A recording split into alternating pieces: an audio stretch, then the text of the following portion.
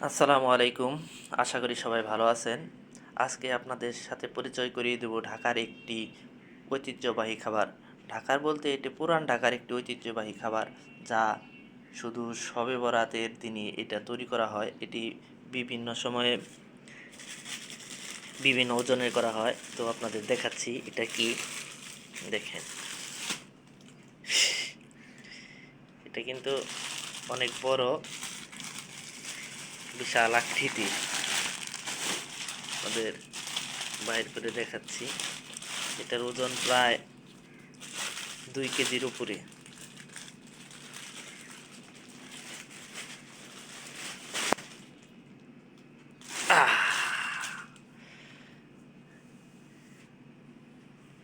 তো এটার ওজন কিন্তু অনেক। এটা শুধু আপনার শবে বরাতের রাতে ওই সময়ই কিন্তু ওনারা বানায়। আর এই যে সাথে দেখেন কিশমিশের মতো এই যে এগুলো কিন্তু দেওয়া আছে। আর সাথে আছে কি, একটি হালুয়া। এই এই যে হালুয়া, এটা শুধু শবে বরাতের রাতেই ওনারা বানায়। আর ওনাদের এই ঢাকার এই ঐতিহ্যবাহী এই খাবারটি ওনারা বলে যে শুধু এই শবে বরাতের রাতে এই রুটি ওনাদের খেতে হয়। তো আমি আজকে সেটা ট্রাই করব। তো আপনারা সবাই সাথে থাকবেন। যারা আমার এই ভিডিওটি দেখতেছেন অবশ্যই লাইক কমেন্টস শেয়ার করবেন। ভিডিওটি কেমন হয়েছে অবশ্যই লাইক কমেন্টস শেয়ার করবেন। তো চলেন আমি দেখি এগুলো খেতে কেমন হয়।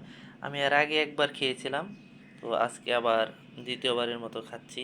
এটা কিন্তু অনেক বিশাল আকৃতির, ওজন 2.5 কেজির উপরে আছে। এটা অনেকে ভাবতে পারেন এত বড় এটা কীভাবে কী করে। এটা হলো পুরান ঢাকার একটি ঐতিহ্য। এটা কিন্তু রুটি, আমরা যে পাউরুটি খাই সেই পাউরুটির মতোই। তো আমি এখন এটা খাবো, দেখি কেমন লাগে। বিসমিল্লাহ। একদম এমনি যে বড় আমরা ছোট ছোট পাউরুটিগুলো খাই সেই পাউরুটির মতোই একদম দেখতে। খেতেও মনে হচ্ছে সেই রকমই হবে একদম, কিন্তু সেই পাউরুটি যে। তো সাথে যে শাহি হালিম আছে। আর পুরান ঢাকায় এটা আমরা যেমন পাউরুটি বলি, পুরান ঢাকায় কিন্তু এটা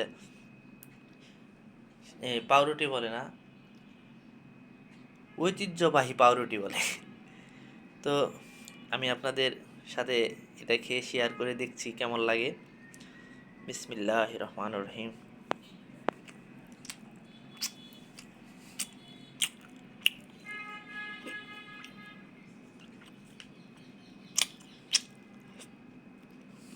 হুম,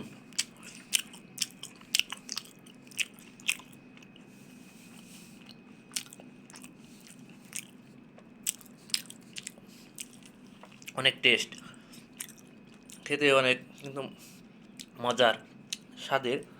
আর দেখেন এই এটার মধ্যে দিয়েছে কিশমিশ আর বাদাম, তেলের মধ্যে ভেজে বাদাম দিয়েছে আর সুজি দিয়ে হালুয়া করেছে মনে হয়।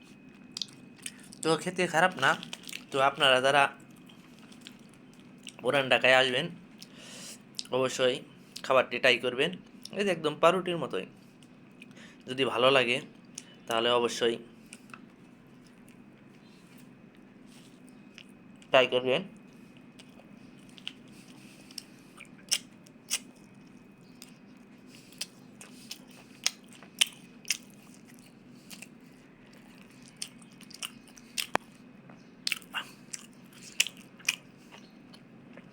তবে পুরান ঢাকায় এটা ওনারা বললো যা শুনলাম যে ওনারা নাকি এত এই পাউরুটি আর এই হালিম ছাড়া ওনাদের শবে বরাতে নাকি খাওয়া পরিপূর্ণ হয় না।